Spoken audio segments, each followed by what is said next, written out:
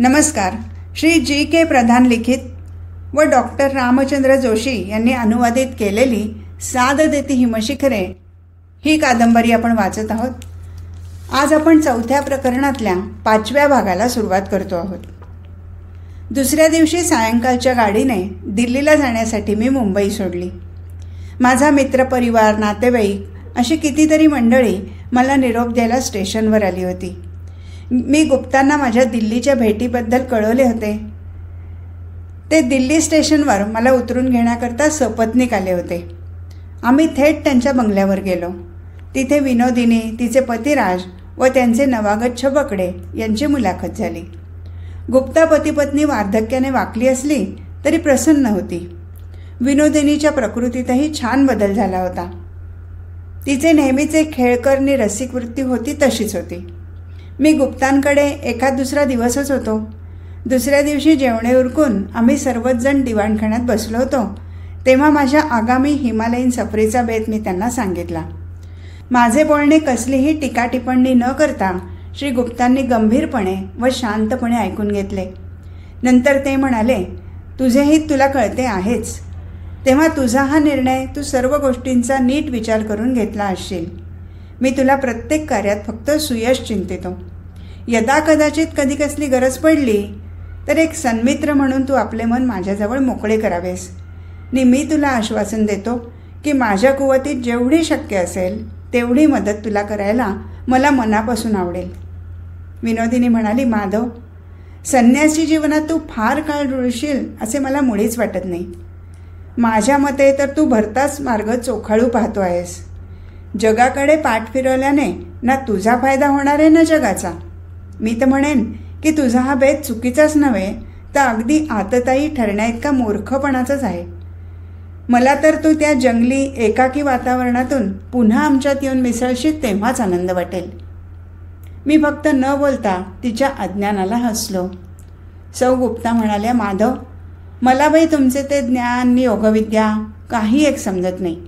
मी तुम्हाला दिसते तशी एक साधी भोळी स्त्री आहे. नि कुटुंबात परंपरागत ज्या धार्मिक गोष्टी चालत आल्या, नित्यनेम चालत आले, त्यांचे प्रामाणिक परिपालन करणे म्हणजे धर्म व अध्यात्म एवढेच मी जाणते. मी अनेकांच्या तोंडून ऐकले आहे नि संतांनी लिहून ठेवलेल्या वाङ्मयात वाचलेही आहे की देव भक्तीचा भुकेला आहे नि भक्तीने देवाचा साक्षात्कार होऊ शकतो.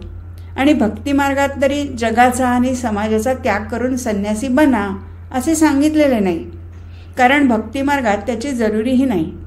ऐहिक जीवन 4 जणांसारखे सर्वसामान्य जीवन घालवीत असताही भक्तिभाव वाढवता येतो.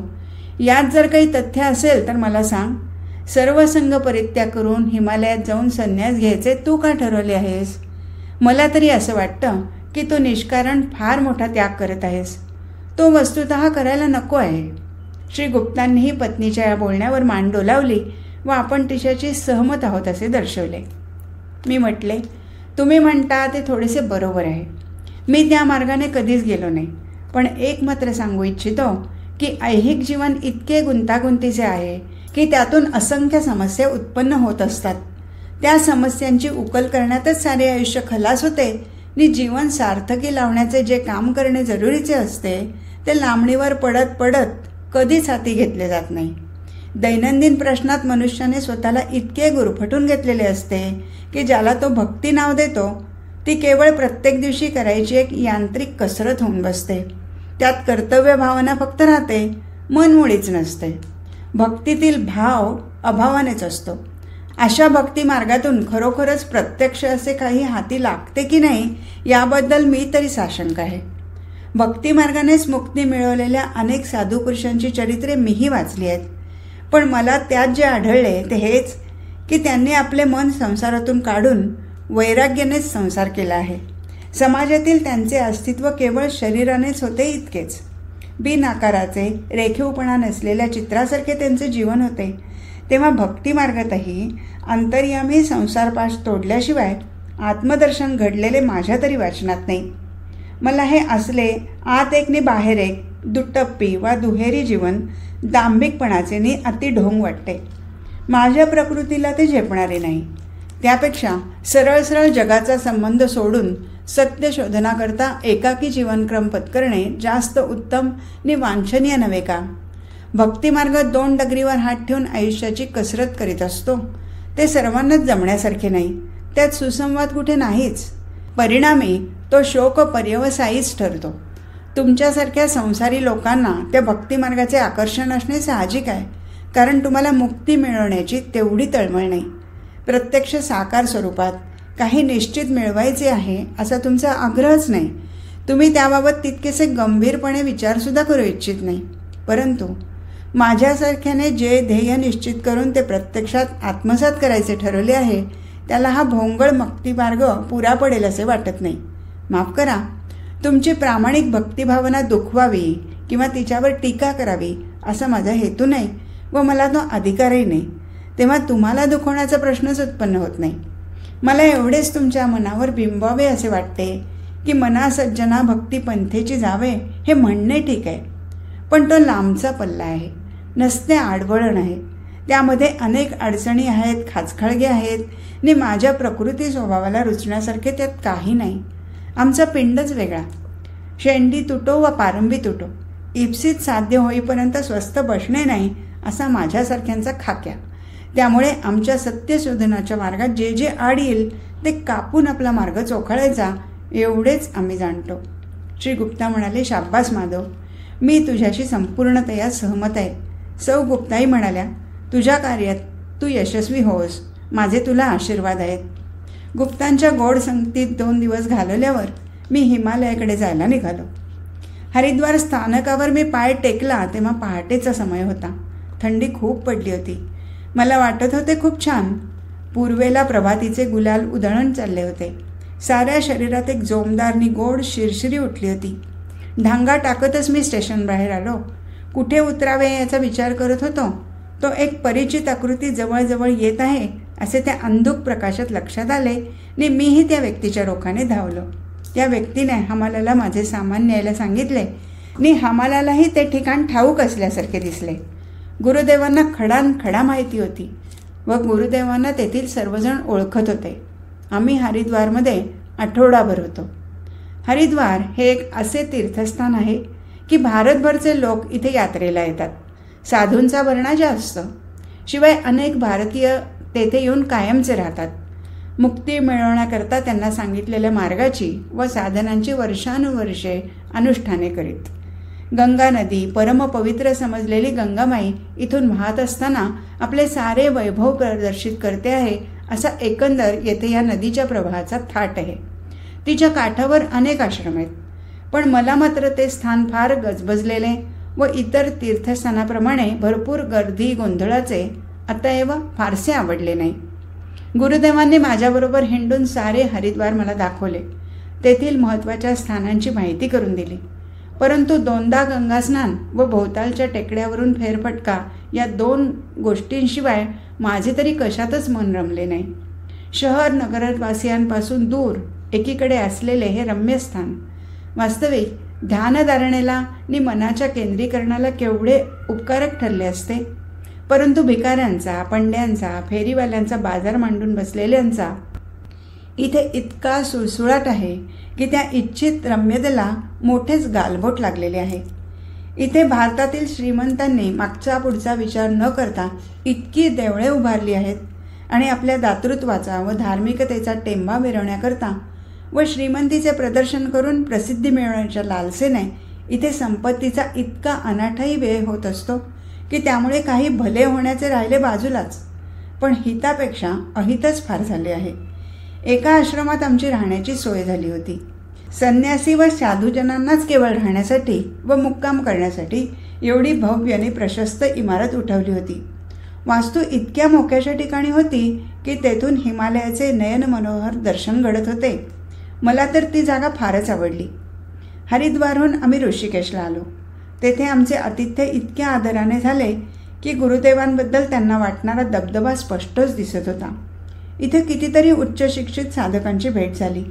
सारेजण सत्याच्या शोधात इथे साधना करत होते. ऋषिकेशला आम्ही 15 दिवस होतो. कसलेही बंधन न मानता मला ज्यात बरे वाटेल ते करायला मी मोकळा असल्याने गुरुदेवांनी मला मुद्दाम सांगितले होते. त्यांचा असा त्यांना वेगळा उद्योग होता आणि त्यातच ते घडलेले असत. त्यामुळे त्यांची माझी भेट फक्त संध्याकाळी होई तेवढीच. अध्यात्मात ज्यांनी लक्षात येण्यासारखी प्रगती केली आहे असे कित्येक जण मला भेटले. त्यामुळे मार्गात असलेल्यांच्या अनुभवांशी आपले अनुभव, आपली प्रगती आणि आपले ज्ञानसाधन यांचा तुलनात्मक अभ्यास करायला मला उत्तम संधी मिळाली. एके दिवशी गुरुदेव मला म्हणाले, माधव, उद्या आपण हे स्थान सोडून पुढे जाणार आहोत. आपल्या जवळची सर्व चीजवस्तू इथेच ऋषिकेशला ठेवायची, कारण पुढच्या प्रवासात थंडीपासून रक्षणापुरत्या लोकरीच्या वस्त्रप्रवरणाखेरीज आणखी काहीही लागणार नाही. अंगावर असलेले कपडे आणि पांघरायला एखादे लोकरीचे पांघरून बस. गिरीकंदरात चढा उतरायला मदत म्हणून दंडा हवा, तो मी तुझ्याकरता आणला आहे. त्याने बर्फावरून चालताना तोल सांभाळायला मदत होईल. बरोबर एक चंबूही घ्यायला हवा, तो तुला वाटेत उपयोगी पडेल. येथील आश्रमाच्या संचालकाकडे तुला तुझे सर्व सामान सुपूर्द करावे लागेल. गुरुदेवांनी सांगितलेल्या वस्तूशिवाय मी माझी काखेत अडकवायची पिशवी, दैनंदिनी, फाउंटन पेन आणि इतर किरकोळ वस्तू ज्या बरोबर हव्यात असे वाटले त्या घेतल्या होत्या. दुसऱ्या दिवशी सकाळी आम्ही ऋषिकेशचा मुक्काम हलविला. मकर संक्रमणाचा तो दिवस असल्याने जानेवारी महिन्यात 14वी तारीख गंगास्नान करायला यात्रेकरूंची ही गर्दी जमली होती. कारण सूर्याचा मकर राशीत प्रवेश हा पुण्यकाल मानला जातो. मोठा रस्ता संपून आम्ही पाऊल वाटेला लागलो. गुरुदेव पुढे आणि मी मागे. वाटेत जंगलही लागले. तिथे पायरस्ताही बर्फाखाली लुप्त झाला होता. जंगलात बैल हिंडण्याचा हा काही माझा पहिलाच अनुभव नव्हता. शिकारीनिमित्त सावजाचा माग काढीत मी अनेक जंगले तुडवली आहेत. त्यावेळी माझ्याजवळ बंदूक होती. आज त्याच हातात फक्त भला भक्कम दंडा होता. आजच्या भटकण्याचा हेतू शिकारीपेक्षा वेगळाच होता.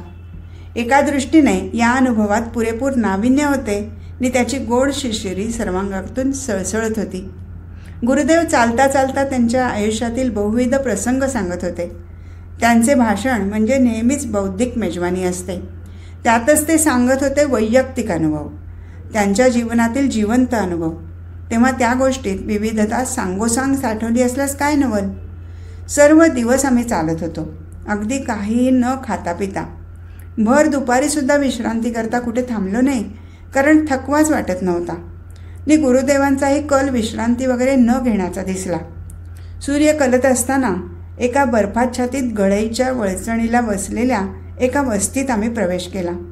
तिथे इकडे तिकडे फक्त थोड्या झोपड्या दिसत होत्या. मुले खेळत होती. त्यांच्याजवळ गुरुदेवांनी त्यांच्या ओळखीच्या कोणाची तरी चौकशी केली. गुरुदेव ज्याच्याबद्दल चौकशी करत होते तोच नेमका त्यावेळी एका झोपडीतून बाहेर पडत होता. गुरुदेवांना पाहताच जणू धावतच तो पुढे आला व त्याने गुरुदेवांना साष्टांग नमस्कार केला.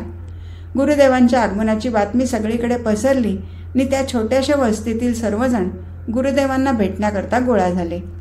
आमच्याकरता एक स्वतंत्र झोपडी दाखवण्यात आली.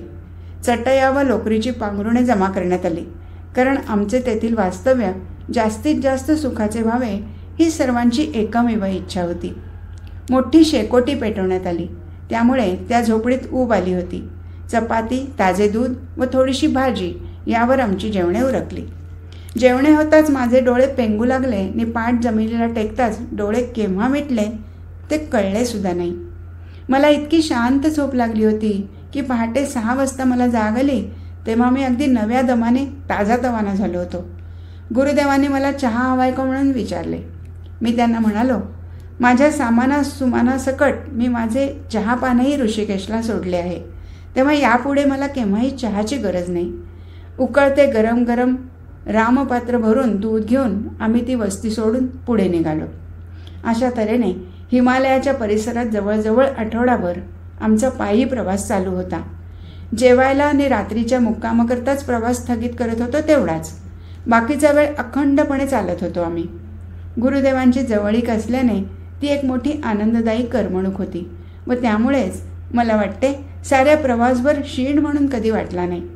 तेवढ्या दिवसात गुरुदेवांनी इतक्या वेगवेगळ्या विषयांना स्पर्श केला की कितीतरी नव्या गोष्टी मी त्या प्रवासात शिकलो. एका सायंकाळी बर्फाच्छादित पर्वतराजीच्या कुशीत असलेल्या एका गुहेत आम्ही शिरलो आणि आमची पायपीट संपली. गेल्या 25 तासात आम्हाला कुठेही मनुष्याची तुरळक वस्तीही दिसली नव्हती की वाटेत एखादे खेडेही लागले नव्हते. रात्री आम्ही एका झुडपाखाली मुक्काम केला होता. एवढे कष्ट मी आयुष्यात कधीच केलेले स्मरत नाहीत. गुहा दिसली तेव्हा मी इतका थकलो होतो की अक्षरशः कसाबसा मी स्वतःला गुहेच्या तोंडाकडे ढकलत होतो. पण मनात राहून राहून आश्चर्य वाटत होते की एवढी पायपीट करूनही गुरुदेवांकडे पाहिले असता थकव्याचे एवढे सुद्धा लक्षण दिसत नव्हते. नेहमीप्रमाणे ते अगदी हुशारीत व उत्साही दिसत होते. हे काय गुपित आहे हे समजावे याबद्दल मात्र मला तीव्र कुतूहल उत्पन्न झाले होते. गुहेत प्रथम प्रवेश केला गुरुदेवांनी. मी त्यांच्या पाठोपाठ होतो. आम्ही आत थोडासा प्रवेश केला असेल नसेल, मात्र जणू आमचीच वाट पाहत तेथे एक वाघाचे दाम्पत्य पसरलेले आढळले. मी चटकन गुरुदेवांना धरून मागे खेचले. पण आश्चर्याची गोष्ट म्हणजे गुरुदेव एकही पाऊल मागे सरले नाहीत. उलट शांतपणे म्हणाले, माधव, यांना भिण्याचे काहीच कारण नाही. ते आपले मित्र आहेत. या जागेचे चौकीदार पहारेकरी आहेत. मला कबूल करणे भाग आहे की मला हा अनुभव अगदी नवा होता. त्या जंगलाच्या राजा राणीच्या दर्शनाने मी नक्कीच घाबरलो होतो. एवढेच नव्हे तर त्यांच्याच राज्यात हातात बंदूक वगैरे नसताना मी केलेला प्रवेश चित्त थरारक होता. गुरुदेव पुढे सरले तेव्हा त्या दोन्ही श्वापदांनी आनंदाची केवढी कर्णकर्कश आरोळी ठोकली. गुरुदेव त्यांच्या डोक्यावरून हळुवारपणे हात फिरवित होते. वाघाने तर आपले दोन्ही पंजे गुरुदेवांच्या खांद्यावर टेकले होते व शेपटी हलवत तो त्यांच्याकडे पाहत उभा होता. मला माझ्या अवस्थेची अक्षरशः लज्जा वाटली. गुरुदेवांवर ही महाभयंकर श्वापदे इतके प्रेम करतात हे दृश्य स्तिमित करणारे होते. मद्रासला असताना प्रेमाच्या सामर्थ्याबद्दल गुरुदेव जे बोलले होते त्याची मला आठवण झाली. ते कोरडे तत्त्वज्ञान नसून त्यांचे प्रात्यक्षिक समोर उभे होते. त्यामुळे माझी खात्री होऊन चुकली होती की विचारशक्तीला चकित करणारा नि ज्याची कल्पनाही करवणार नाही असा चमत्कार प्रेम करू शकते. अर्थात ते तितकेच निराभिलाषी, निरपेक्ष, केवळ प्रेमाकरता प्रेम असेल तरच. श्वापदांचे गुरगुरणे ऐकताच गुहेच्या तोंडाशी असलेल्या वेलीच्या आड पडद्यामागून एक फेनधवल केसाचे मुख बाहेर डोकवत असलेले मला दिसले. गुरुदेवांना पाहताच एक अतिवृद्ध गुहेबाहेर आला आणि आपले दोन्ही बाहू पसरून गुरुदेवांना त्याने प्रेमभराने आलिंगन दिले. गुरुदेवांनी त्यांचे दर्शन घेण्यास मला सुचवले आणि मीही त्या वृद्धाच्या पाया पडलो. इतके वय झाले असूनही त्यांची शक्ती क्षीण झालेली नव्हती. त्यांनी मला सहजपणे उचलले. प्रेमनिर्भर आवाजात मला आशीर्वाद दिला व माझे हात हातात घेऊन गुहेत प्रवेश केला. भाग 6. गुहा आतून बरीच प्रशस्त होती. पर्वतराजीच्या आत खोलीवर पसरल्यामुळे तिची लांबी पुष्कळ होती. रुंदीही कितीतरी जणांना सहज सामावू शकेल अशी होती. अधूनमधून विवरातून आत उजेड येत होता. गुहेत एकंदर 12 व्यक्ती होत्या. प्रत्येकजण या ना त्या कामात गडलेला दिसला. आम्हाला पाहताच ते सर्वजण घाईघाईने उभे राहिले व गुरुदेव दिसताच त्यांच्यापुढे आदराने त्याने मानाला ओविल्या. तेथील वातावरणातच असा एक प्रकारचा आपलेपणा व मोकळेपणा होता की कुठे परक्या ठिकाणी आपण आलो आहोत असे मला वाटलेच नाही. सर्व माणसे आपलीच आहेत. फार जुना ऋणानुबंध असलेली असाच मला भास झाला. वृद्धाने मला बसायला सांगितले व आराम करा असे सुचवले. गुहेत गवती हातऱ्या पसरलेल्या होत्या व कोपऱ्यात अग्नी प्रज्वलित ठेवून गुहेला ऊब आणली होती. गुहेत अनेक दालने होती. मी आणि गुरुदेव पलीकडच्या दालनात गेलो. तेथे स्नानाची व्यवस्था आढळली. एका कोपऱ्यात पाण्याचा साठा होता आणि भरपूर गरम पाणी होते. इतक्या लांबच्या व दमछाक करणाऱ्या प्रवासानंतर गरम पाण्याचे स्नान फारच सुखावं वाटले. स्नान होताच मला अगदी ताजेतवाने झाल्यासारखे वाटले. आम्ही मग मुख्य दालनात आलो. जेवण तयार होते. गव्हासारख्या कसल्याशा धान्याच्या चपात्या व हवे तेवढे भरपूर दूध हेच जेवण. मला वाटते मी कितीतरी चपात्या खाल्ल्या व दूधही भरपूर प्यालो.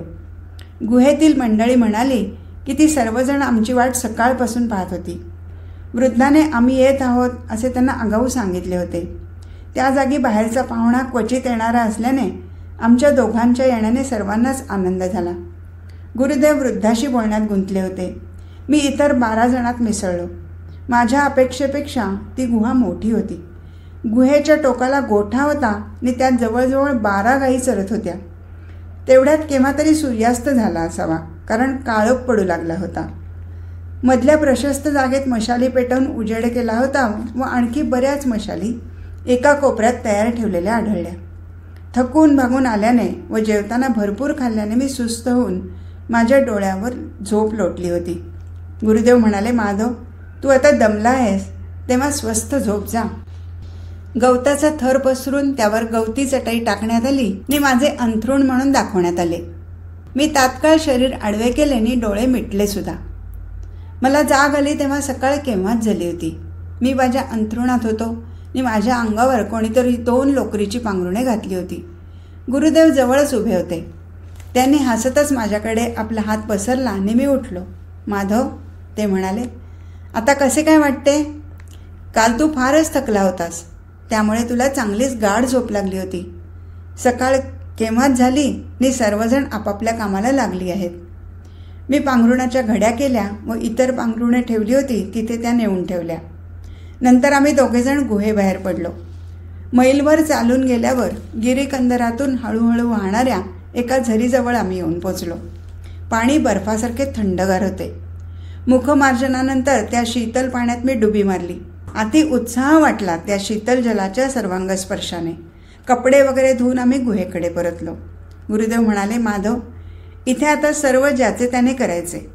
येथे नोकर नाहीत की मानसन्मानाचे उपचारही नाहीत. मी पाहिले तो प्रत्येकजण आपापल्या कामात गर्क होता. विस्तवाजवळ गरम दूध ठेवले होते. त्यातील थोडे दूध गुरुदेवांना मी दिले व पेला भरून मीही प्यायलो. वृद्ध या गुहेचे मुख्य व बाकीचे त्यांचे चेले, गुरुदेवांनी सांगितले. वृद्ध जे जे सांगतील ते सर्वजण करतात. त्या वृद्धाचे वय काय असावे? मी चौकशी केली. गुरुदेव म्हणाले, ते मला सांगता येत नाही. गेली 50 वर्षे या वृद्धाला तो आज दिसतो आहे तसाच पाहतोय मी. ते माझ्यापेक्षा वयाने मोठे आहेत हे निश्चित. त्यांच्या हाताखालून गेलेल्या शिष्यांची संख्याच केवढी मोठी आहे. ते याच गुहेत कायमचे राहतात आणि त्यांच्याजवळ जे शिकायला येतात त्यांना ज्ञानदान करतात. मी गुरुदेवांना विचारले, आपण इथे किती दिवस राहायचे आहे? त्यावर ते एवढेच म्हणाले, आपण इथे काही दिवस राहणार आहोत, तेव्हा तुझ्या नित्य नैमित्तिक कामाला लाग पाहू. गुहेत आल्याला आठवडा झाला होता. गुरुदेव म्हणाले, माधव, उद्या सकाळी तुला निर्विकल्प समाधी लावायची आहे आणि मी उठवीपर्यंत तू समाधीस्थ राहायचे आहेस. गुरुदेवांनी ही समाधी कशी लावायची हे मला शिकवले होते, पण त्यांच्या परवानगीशिवाय ती समाधी मी लावायची नाही अशी त्यांची सक्त ताकीद होती. तेव्हा पुन्हा या समाधीत राहायला मिळणार या कल्पनेने मला फार आनंद झाला होता. दुसऱ्या दिवशी सकाळी लवकर स्नान वगैरे उरकून गुहेत परत आलो तो मला आढळून आले की एका विशिष्ट ठिकाणी माझी बसण्याची तयारी केली असून तिथे फुले पसरून ठेवली आहेत व सुवासिक धूप पेटत आहे. सारे वातावरण कसे प्रसन्न आणि पवित्र वाटत होते. त्यातच अगरबत्ती व सुवासिक फुलांचा सुगंध दरवळला होता. मी प्रत्येकाला अभिवादन केले व गुरुदेवांच्या चरणांना स्पर्श केला. मी दर्भासनावर आरूढ झालो. गुरुदेव माझ्यासमोरच बसले होते आणि थोड्याच अवधीत मी माझे डोळे मिटले. समाधी स्थिती फक्त अनुभवायची असते. तिचे शब्दाने वर्णन करता येतच नाही.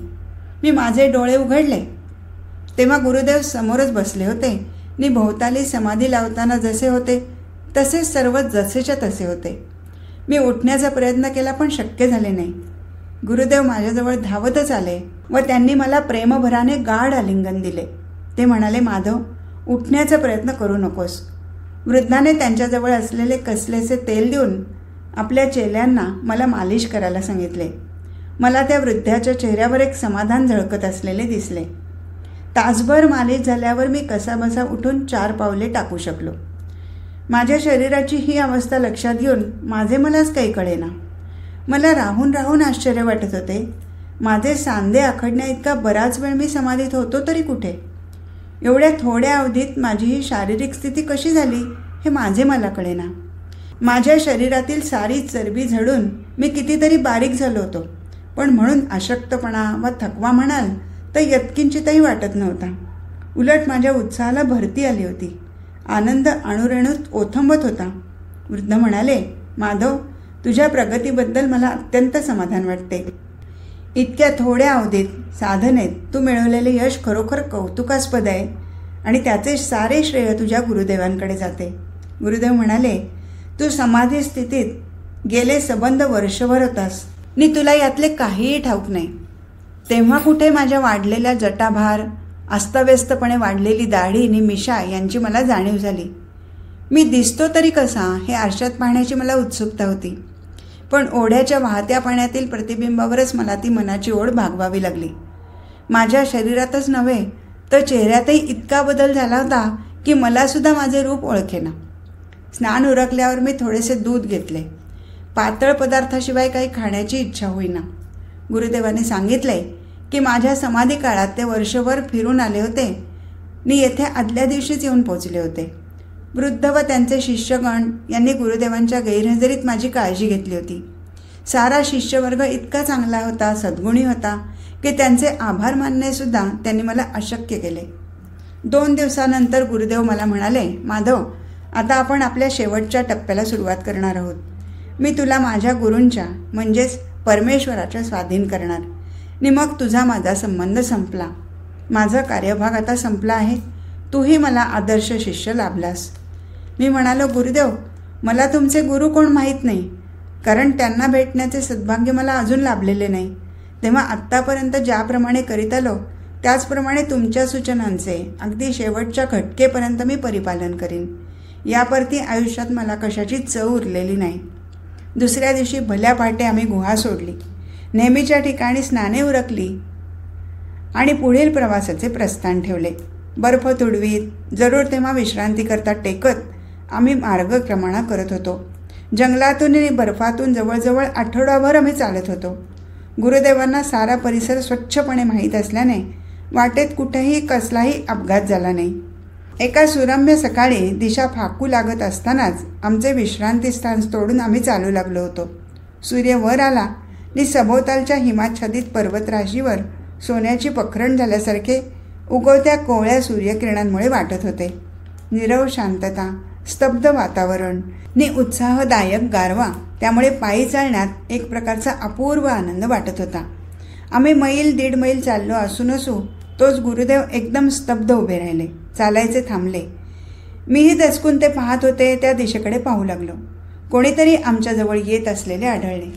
ती मूर्ती जवळ येताच गुरुदेव सामोरे गेले व त्या व्यक्तीच्या पायावर त्यांनी डोके ठेवले. झटक्यासरशी काही वर्षापूर्वी मला पडलेल्या त्या स्वप्नाची मला आठवण झाली. मला स्वप्नात ज्यांचे दर्शन 2 वेळा घडले तीच ती मूर्ती होती हे मी ओळखले. गुरुदेवांच्या पाठोपाठ मीही त्या मूर्तीचे पाय धरले. त्या व्यक्तीने मला वर उचलले व प्रेमभराने मिठी मारली. कर्णमधुर आवाजात ती व्यक्ती म्हणाली, अरे माधव, तू आलास? मी तुझी वाटच पाहत होतो. गुरुदेव म्हणले, परमात्मन, तुमच्या आज्ञेप्रमाणे मी त्याला घेऊन आलो आहे. मला वाटते मी तुमच्या आज्ञेचे यथातथ्य पालन केले आहे. गुरुदेवांना ते म्हणाले, बेटा, तुझ्या कामगिरीवर मी खुश आहे. चला, आपण आपल्या ठिकाणी जाऊ. थोड्याच वेळात स्वप्नात मला दिसलेल्या गुहेपाशी आम्ही सर्वजण येऊन पोचलो. स्वप्नात दिसलेले तेच 2 कुत्रे आमची चाहूल लागताच गुहेबाहेर आलेले मी पाहिले. त्या कुत्र्यांच्या डोळ्यातही मला ओळखल्याची छटा होती. पण मी मात्र त्या साऱ्या वातावरणाला नवखा होतो. ते 2 कुत्रे गुरुदेवांच्या मात्र चांगल्या परिचयाचे होते. ती गुहा चांगलीच प्रशस्त दिसत होती. आम्ही सर्व आत येऊन बसलो. गुरुदेव माहितगाराप्रमाणे आणखी आत गेले व आम्हा तिघांकरता गरम गरम दूध घेऊन आले. परमात्मन मला म्हणाले, माधव, आता तू माझ्याजवळ इथे राहशील आणि चिदानंद, ज्याला तू गुरुदेव म्हणून ओळखतोस, तो आपल्या कामगिरीवर रजू होण्याकरता जाईल. त्यालाही विश्रांतीची जरूर असल्याने अर्थातच काही दिवस तो आपल्या समवेत इथेच राहील. तोपर्यंत तूही इथे रुळशील. गुरुदेव म्हणाले, माधव, आपण आज ज्या वारी आलो आहोत त्याच वारी पुढील आठवड्यात मी इथून जाईन. तू आता माझ्याशिवाय इथे राहणार आहेस. तेव्हा तुझे नातेवाईक, मित्रमंडळी यांना काही निरोप सांगायचे असतील तर त्यांना पोचते करण्याचे काम मी जरूर करेन. मी म्हटले, गुरुदेव, तुम्ही निघण्यापूर्वी मी माझी दैनंदिनी पुरी करून तुमच्या हाती देईन.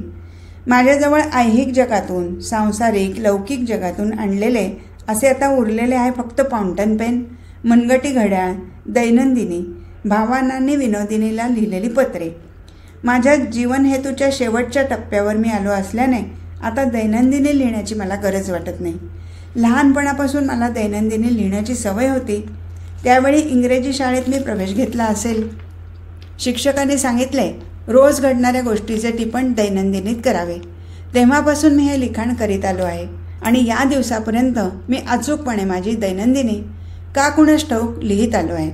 आता इतक्या वर्षाचा तो नियम मी स्थगित करणार आहे. तेव्हा तत्पूर्वी शेवटचे 2 शब्द उपसंहार म्हणूया हवे तर लिहून टाकावे असे वाटते, कारण खरोखरच हा शेवट असेलही कुणी सांगावे. आज इथेच थांबू. हरिओम तत्सत.